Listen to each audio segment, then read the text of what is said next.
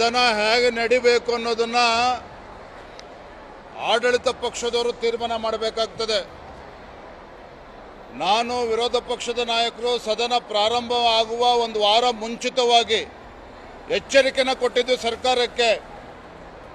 ಸದನ ಪ್ರಾರಂಭ ಆಗುವ ಮುಂಚಿತವಾಗಿಯೇ ಭ್ರಷ್ಟ ಸಚಿವನನ್ನ ನಾಗೇಂದ್ರನನ್ನ ರಾಜೀನಾಮೆ ತೆಗೆದುಕೊಳ್ಳಿ, ಸದನದಲ್ಲಿ ನಾವು ಬರಗಾಲದ ಬಗ್ಗೆ ಚರ್ಚೆ ಮಾಡಬೇಕಾಗಿದೆ, ಸದನದಲ್ಲಿ KPSC ಹಗರಣದ ಬಗ್ಗೆ ನಾವು ಚರ್ಚೆ ಮಾಡಬೇಕಾಗಿದೆ, ಸದನದಲ್ಲಿ ಬಿಡದಿ ಮತ್ತು ನೈಸ್ ಟೌನ್ಶಿಪ್ ಬಗ್ಗೆ ನಾವು ಚರ್ಚೆ ಮಾಡಬೇಕಾಗಿದೆ, ರಾಜ್ಯದ ಜ್ವಲಂತ ಸಮಸ್ಯೆಗಳ ಬಗ್ಗೆ ಉತ್ತರ ಕರ್ನಾಟಕದ ಬಗ್ಗೆನೂ ಕೂಡ ಚರ್ಚೆ ಮಾಡಬೇಕು ಅಂತ ಹೇಳಿ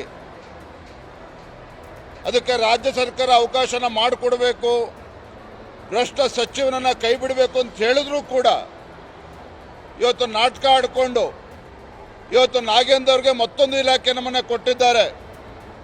ಮಾತೆತ್ತಿದ್ರೆ ಕಾಂಗ್ರೆಸ್ನವರು ಬಾಬಾ ಸಾಹೇಬ್ ಅಂಬೇಡ್ಕರ್ ಹೆಸರನ್ನ ಹೇಳ್ತಾರೆ. ಸಂವಿಧಾನದ ಪುಸ್ತಕವನ್ನು ರಾಹುಲ್ ಗಾಂಧಿ ಅವರು ಆದಿಯಾಗಿ ಕೈಯಲ್ಲಿ ಹಿಡ್ಕೊಂಡು ದೇಶ ಸುತ್ತಾರೆ. ನಾನು ತಮ್ಮ ಮುಖ್ಯನ ಕೇಳೋದಕ್ಕೆ ಇಚ್ಛೆಪಡ್ತೇನೆ ನಮ್ಮ ಮಾನ್ಯ ಮುಖ್ಯಮಂತ್ರಿಗಳಿಗೆ, ಎಲ್ಲೋಯ್ತು ನಿಮ್ಮ ದಲಿತರ ಕಾಳಜಿ? ದಲಿತರ ಹಣ ಲೂಟಿ ಮಾಡಬೇಕಾದ್ರೆ ಎಲ್ಲೋಗಿತ್ತು ಕಾಳಜಿ ಇವತ್ತು ನಾಗೇಂದ್ರ ಅವರಿಗೆ? ಹಾಗಾಗಿ ಇವತ್ತು ಮಾನ್ಯ ಮುಖ್ಯಮಂತ್ರಿಗಳಿಗೆ ನಾನು ಮತ್ತೊಮ್ಮೆ ಆಗ್ರಹಪಡಿಸ್ತಾ ಇದ್ದೇವೆ, ಇಂಥ ಭ್ರಷ್ಟರನ್ನ ಸಚಿವ ಸಂಪುಟದಿಂದ ಕೈ ಬಿಡಬೇಕು. ನಮ್ಮ ಹೋರಾಟ ಇವತ್ತು ಸದನದ ಒಳಗಡೆ ಏನು ಹೋರಾಟ ಪ್ರಾರಂಭ ಆಗಿದೆ, ಸದನದ ಹೊರಗಡೆನೂ ಕೂಡ ನಮ್ಮ ಹೋರಾಟ ಮುಂದುವರಿತದೆ. ಇವತ್ತು ಈಗಾಗಲೇ ನಾವು ತೀರ್ಮಾನ ಮಾಡಿದ್ದೇವೆ, ಭ್ರಷ್ಟ ಸಚಿವ ನಾಗೇಂದ್ರನನ್ನ ಕೈ ಬಿಡಬೇಕು ಅಂತೇಳಿ ಅಹೋರಾತ್ರಿ ಧರಣಿಯನ್ನು ಕೂಡ ನಾವು ಈಗಾಗಲೇ ನಿರ್ಧಾರವನ್ನು ತಿಳಿಸಿದ್ದೇವೆ. ಆಗಲೇ ಎರಡನೇದು,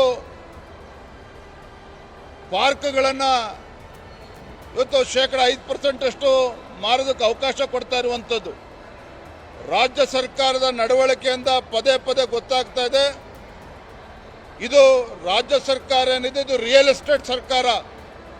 ರಿಯಲ್ ಎಸ್ಟೇಟ್ ದಂಧೆ ಮಾಡೋಕ್ಕೋಸ್ಕರ ಇವತ್ತು ಆಡಳಿತ ನಡೆಸ್ತಾ ಇದ್ದಾರೆ.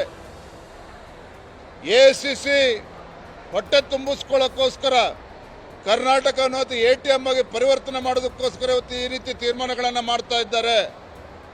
ಹಾಗಾಗಿ ಭಾರತೀಯ ಜನತಾ ಪಾರ್ಟಿ ಹಾಗೂ JDS ಇಂಥ ಜನವಿರೋಧಿ ನಿರ್ಧಾರವನ್ನು, ಬಡವರ ವಿರೋಧಿ ನಿರ್ಧಾರಗಳನ್ನೇನು ರಾಜ್ಯ ಸರ್ಕಾರ ತೆಗೆದುಕೊಳ್ತಾ ಇದೆ.